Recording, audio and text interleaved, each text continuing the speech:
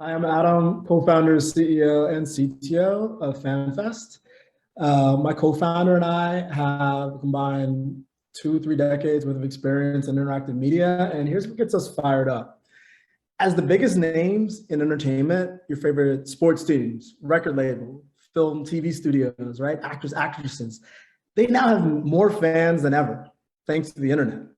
But paradoxically, they're making less and less revenue per fan because more and more of their audience is simply in a place that they don't control. Now, COVID exacerbated that, but even before COVID and now coming out of COVID, most fans, most normal people consume entertainment on places like Facebook or WhatsApp, talking with their friends, not in a place where those creators control. And the reason that is because these days when it comes to entertainment, interactivity is just table stakes, right?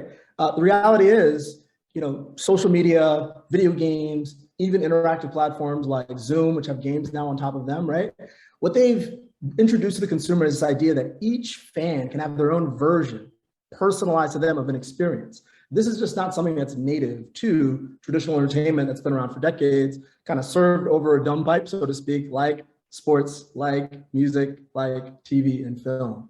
And so with FanFest, what we've fundamentally done is redefine kind of live content and live media with a few different properties. FanFest is a new way to host talk shows, but basically create live content from your website where you can invite anyone in the world into that show, into that experience in real time in under 60 seconds.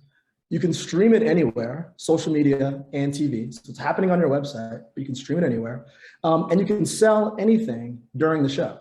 This isn't some like watch party thing. This isn't some like fan engagement play. This is really about increasing revenue from fans on a global basis at scale through content.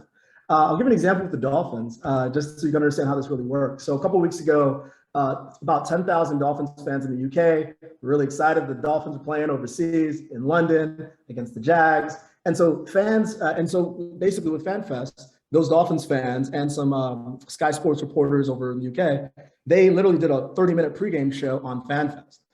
Here was the user journey. So 30 minutes before the show, fans on Twitter, Dolphins fans anywhere in the world really, could click this link, sign up, join, hop in the show, and then in advance, like literally raise their hand to hop on stage and go from like watching the show to being in the show, just like I am now on FanFest. All right, that's big. Here's what that looked like in practice. You can see, like a regular Dolphins fan, overseas anywhere in the world, could now be in the show, seen by over 200,000 people on a global basis. We've jumping back to there we go. We started with sports entertainment to get to scale and partnering with the largest sports enterprise in the world. But really what we're playing in is the $104 billion creator economy. Again, our initial kind of go-to-market is to help the biggest names in sports, the biggest names in entertainment, generate an increase $50 in average revenue per user through directly by creating live shows that are sponsored by their partners, and indirectly and then directly by charging fans to actually jump into the show and driving subscription revenue from that. We've seen tremendous traction so far. We've partnered with NFL teams, top names in European soccer. We've had pilots with NBA teams, lots of traction in global soccer, the biggest sport in the world. Our shows collectively, as of last week or 2 weeks ago, reaching over 200,000 fans per week. That's double from a month ago. And then again, this is global scale, 100 plus countries. Most of our audience is Gen Z, which is a big deal these days. And we've already raised as a company over $1 million from Collab Capital, one of our newest partners, as well as Google, and we're Techstars backed. Going forward, we see an opportunity to cost efficiently scale to about 10 million weekly viewers by conquering sports, expanding to the rest of the entertainment industry with partners like Endeavor, and then ultimately becoming this sort of entertainment passport, so to speak. So no matter where a fan is, online, traveling, in the arena, at home, they get their version of their favorite concert, sports game, broadcast, whether they're into more gambling or they like more the community or they're into esports, like they get their version. They speak English versus Spanish. They get their version of that experience where that ultimately maximizes their enjoyment, but also maximizes revenue potential for the partner.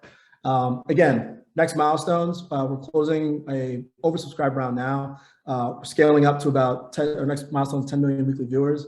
And as we look around at the industry, there's really nothing quite that combines the ease of use, the focus on commercialization, and yeah, the traction that we have, especially within media and entertainment.